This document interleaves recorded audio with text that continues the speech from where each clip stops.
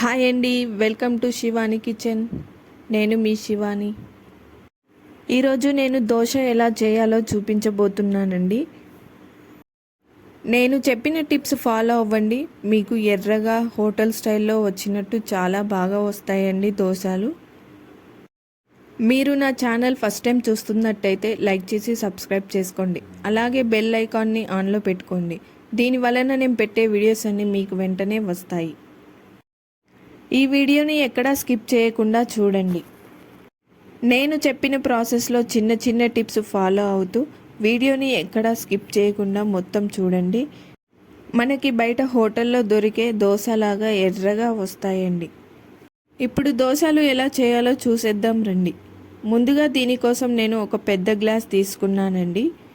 మీరు కావాలనుకుంటే మెజర్మెంట్ కోసం ఒక కప్ అయినా తీసుకోవచ్చండి. నేను ఒక గ్లాస్ తీసుకున్నాను. ఇప్పుడు దోశ బ్యాటర్ కోసం ఒక గ్లాస్ మినపప్పుని తీసుకున్నానండి. ఇప్పుడు 2 గ్లాసుల రేషన్ బియ్యాన్ని తీసుకోండి. మీరు ఏ గ్లాస్తో అయితే పప్పుని తీసుకున్నారో అదే గ్లాస్ తోటి 2 గ్లాసుల రేషన్ బియ్యాన్ని తీసుకోండి. మీరు బియ్యం ఎక్కువ తీసుకుంటే దోశలు గట్టిగా వస్తాయండి. ఇప్పుడు ఈ బియ్యాన్ని నీట్గా శుభ్రంగా కడుక్కొని ఇందులోకి 1 టేబుల్ స్పూన్ మెంతులని వేసుకోండి.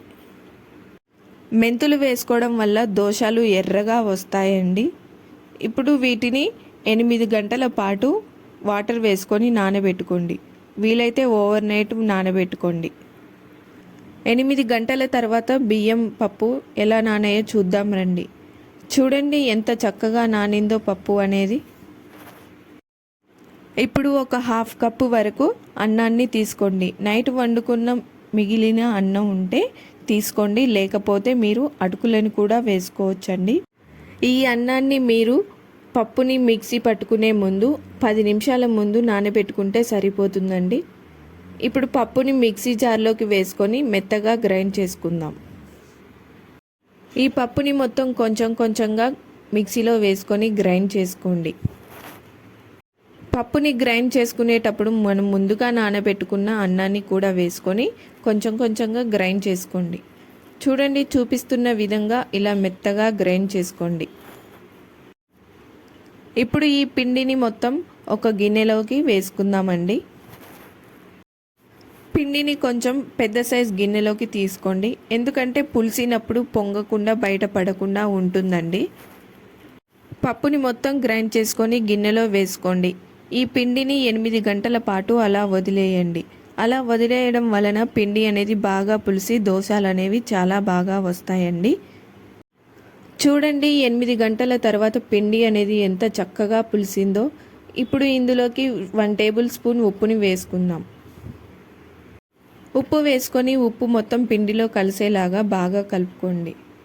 చూడండి, పిండి ఎంత బాగా పులిసిందో. బబుల్స్ అనేవి చాలా బాగా వచ్చాయండి. ఉప్పు పిండిలో కలిసేలాగా మంచిగా కలుపుకోండి. చూడండి, మనకి దోశ బ్యాటర్ చూపిస్తున్న కన్సిస్టెన్సీలో ఉండేలాగా చూసుకోండి. మరీ పల్చగా చేసుకోకండి. ఇప్పుడు స్టవ్ పై దోశ ప్యాన్ పెట్టుకొని ప్యాన్ వేడయ్యాక కొంచెం కొంచెంగా పిండిని వేసుకోండి. పిండిని దోశ ప్యాన్లో వేసుకొని చూడండి, చూపిస్తున్న విధంగా మెల్లగా ఇలా రౌండ్గా తిప్పుతూ దోశని వేసుకోండి. ఇప్పుడు ఈ దోశని మంటని లో టు మీడియం ఫ్లేమ్లో అడ్జస్ట్ చేసుకుంటూ కాల్చుకోండి. చూడండి, ఇలా ఎర్రగా వచ్చాక సైడ్స్కి ఇలా అనుకుంటూ దోశని మెల్లగా తిప్పేయండి. చూడండి, ఇలా సైడ్స్కి ఇలా అనుకుంటూ తిప్పేయండి, లేదంటే దోశ విరిగిపోతుంది. చూడండి ఎంత ఎర్రగా వచ్చిందో దోశ మనకి. ఇప్పుడు ఈ దోశని ప్యాన్ నుంచి బయటికి తీసుకొని ఒక ప్లేట్లోకి తీసుకోండి. ఇలానే అన్ని దోశలని వేసుకోండి. మీకోసం ఇంకొక దోశ వేసి చూపిస్తున్నాను చూడండి. ఇలా దోశ ప్యాన్లోకి కొంచెం పిండిని తీసుకొని చూపిస్తున్న విధంగా రౌండ్గా తిప్పుకోండి. చూడండి, మెల్లగా ఇలా రౌండ్గా అనుకుంటూ చేసుకోండి దోశని. చూడండి ఎంత బాగా వచ్చిందో మనకి దోశ షేప్ అనేది. ఇప్పుడు ఈ దోశ పైన కొంచెం తురుముకున్న క్యారెట్ని వేసుకోండి. క్యారెట్ వేసుకున్నాక సన్నగా కట్ చేసుకున్న ఆనియన్ని వేసుకోండి.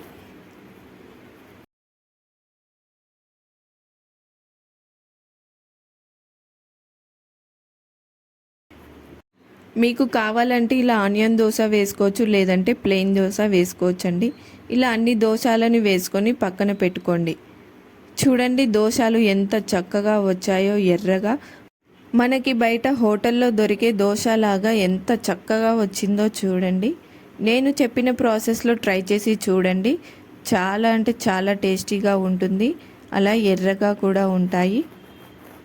మా బాబు చూడండి ఎంత చక్కగా ఇష్టంగా తింటున్నాడో.